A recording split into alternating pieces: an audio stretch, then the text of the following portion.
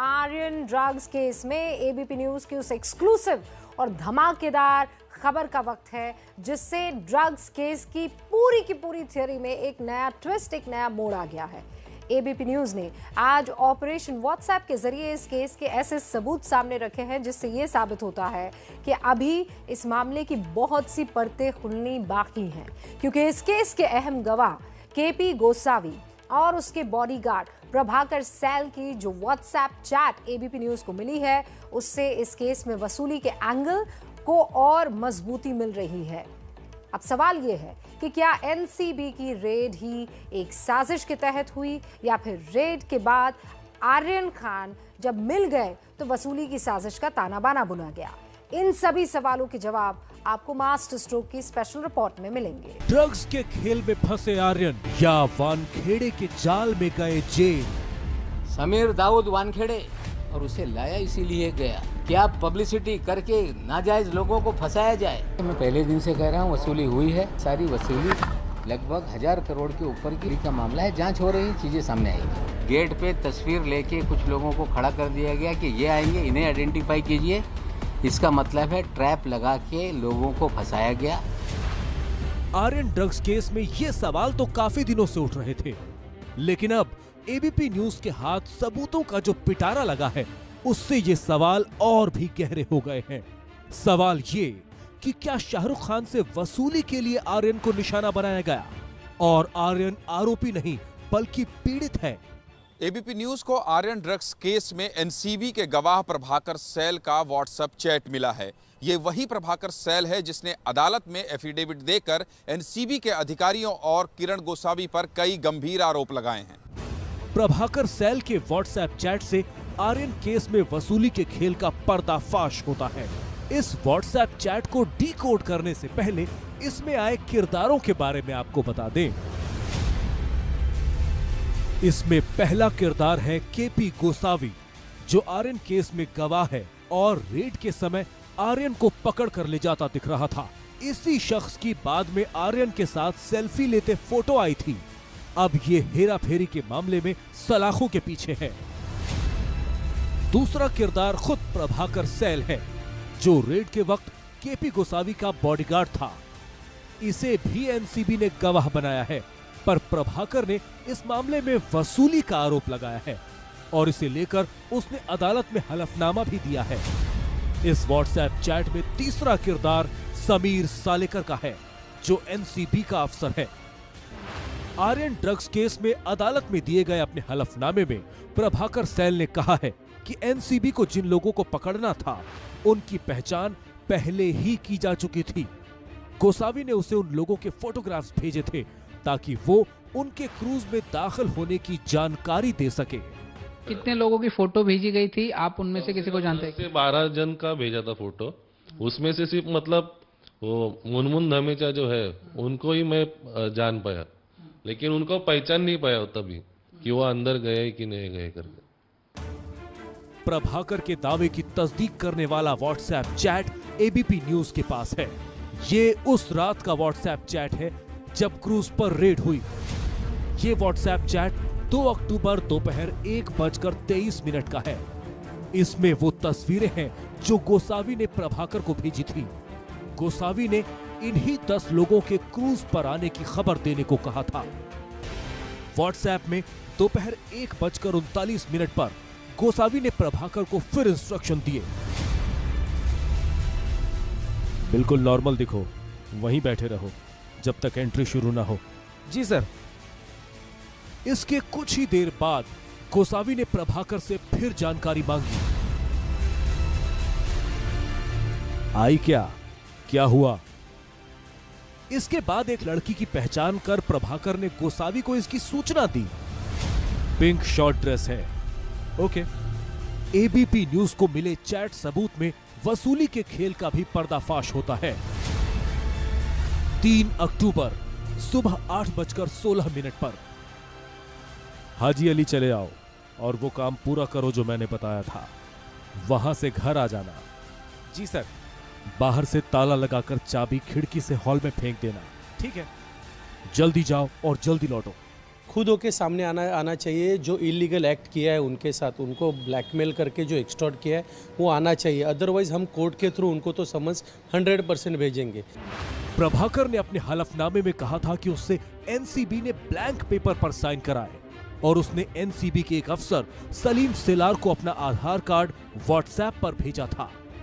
ABP news को chat पर भेजा वो आधार कार्ड भी मिल गया है। ये प्रभाकर सैल का वो आधार कार्ड जो उसने समीर सेलार नाम के शख्स को भेजा है। प्रभाकर के व्हाट्सएप चैट से यही इशारा मिल रहा है कि इस मामले में वसूली का जाल बिछाया गया था और प्रभाकर के वकील के बयान के मुताबिक शाहरुख खान की मैनेजर पूजा डडलानी के जरिए शुरुआती लेन देन भी हो चुका था।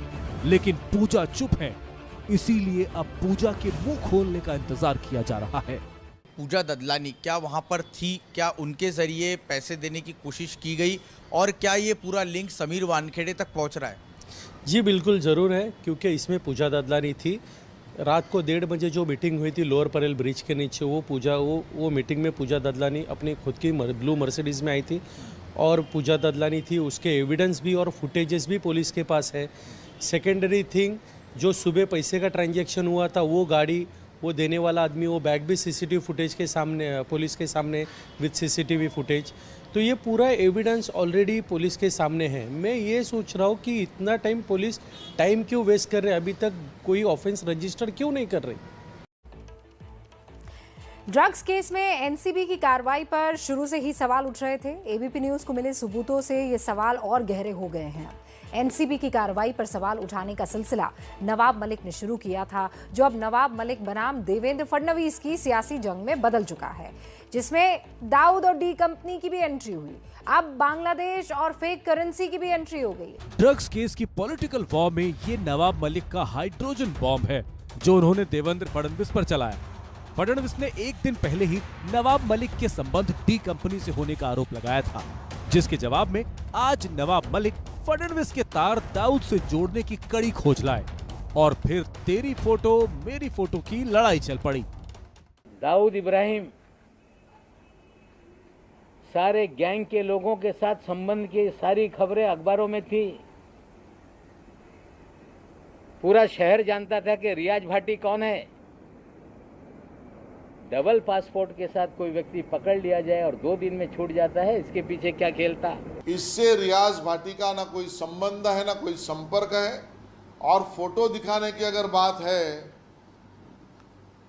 तो ऐसे कितने फोटो दिखाए जा सकते हैं। इस फोटो में रियाज भाटी किसके साथ खड़े हैं आप स्वयं देख सकते हैं। नवाब मलिक ने फडणवीस के तार सिर्फ दाऊद से ही नहीं जोड़े, बल्कि आरोपों की बौछार भी कर दी। उन्होंने कहा कि सीएम रहते हुए देवेंद्र फडणवीस महाराष्ट्र में जाली नोटों के कारोबार को बढ़ावा देते रहे। नवाब मलिक ने आरोप लगाया कि जाली नोटों के सिलसिले में पकड़े गए शख्स के भाई को फडणवीस ने अल्पसंख्यक आयोग का अध्यक्ष बना दिया। 8 अक्टूबर 2017 को डायरेक्टर इंटेलिजेंस रेवेन्यू ने बीकेसी में एक छापेमारी की, जिसमें 14 करोड़ 56 लाख रुपए के जाली नोट पकड़े गए। 14 करोड़ की 56 लाख की जब्ती को 8,80,000 रुपए बताकर मामला दबाया गया। और जो आलम शेख था, इमरान आलम शेख, ये माइनॉरिटी कमीशन 6 महीने के बाद जिसको हाजी अरफात शेख को चेयरमैन बनाया गया, उसका ये छोटा भाई। भाई मेरा है। शादी में 3 घंटा ये बैठते हैं नवाब मलिक जी। भाई मेरा है। बर्थडे में उसके ये जाते हैं। भाई मेरा है। उसके बच्चे का केक ये काटते हैं। बड़ी कमाल की बात है। नवाब मलिक ने यह भी आरोप लगाया है कि देवेंद्र फडणवीस के कहने पर जाली नोटों का केस समीर वानखेड़े ने कमजोर करके रफा दफा कर दिया, क्योंकि समीर वानखेड़े उस वक्त डीआरआई में पोस्टेड थे। जाली नोट के अलावा नवाब मलिक ने हैदर आजम नाम के एक शख्स का नाम भी लिया। हैदर आजम मुंबई में बीजेपी नेता है, नवाब मलिक का दावा है कि हैदर आजम फडणवीस की मदद से मुंबई में अवैध बांग्लादेशी नागरिकों को बसाने का काम करता है। नवाब मलिक के इस आरोप पर हैदर आजम खुद ही कैमरे पर आ गए। आपने हैदर आजम नाम के एक आपके नेता को मौलाना आजाद फाइनेंस कॉरपोरेशन का अध्यक्ष बनाया था कि नहीं?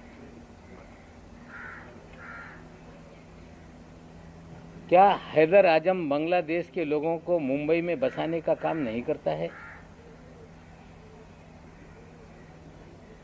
क्या हैदर आजम की दूसरी पत्नी जो बांग्लादेशी है, बंगाल पुलिस ने भेजा कि ये जो भी बर्थ सर्टिफिकेट है, जो भी कागजात है, ये फर्जी है। और मलाड पुलिस स्टेशन जब मुकदमा दर्ज कर रही थी तो मुख्यमंत्री के कार्यालय से फोन करके आपने वो मामला दबाने का काम किया कि नहीं? पत्नी होती है हमारे यहाँ, पहली दूसरी का कोई सिस्टम नहीं होता है। उन्होंने जिसके बारे में कहा है वो बिहार से है, बिहार के नालंदा जिले से है और इस्लामपुर गांव से है। नवाब मलिक ने मुन्ना यादव नामक एक क्रिमिनल को भी देवेंद्र फडणवीस के गुड बुक में होने का आरोप लगाया, लेकिन नवाब मलिक के आरोपों को देवेंद्र फडणवीस ने बचकाना और बेबुनियाद बताते हुए जवाब देने से इनकार कर दिया। बस सवाल ये है कि सरकार देवेंद्र फडणवीस पर जो आरोप लगा रही है वाया नवाब मलिक, केस क्यों नहीं दर्ज हो रहा?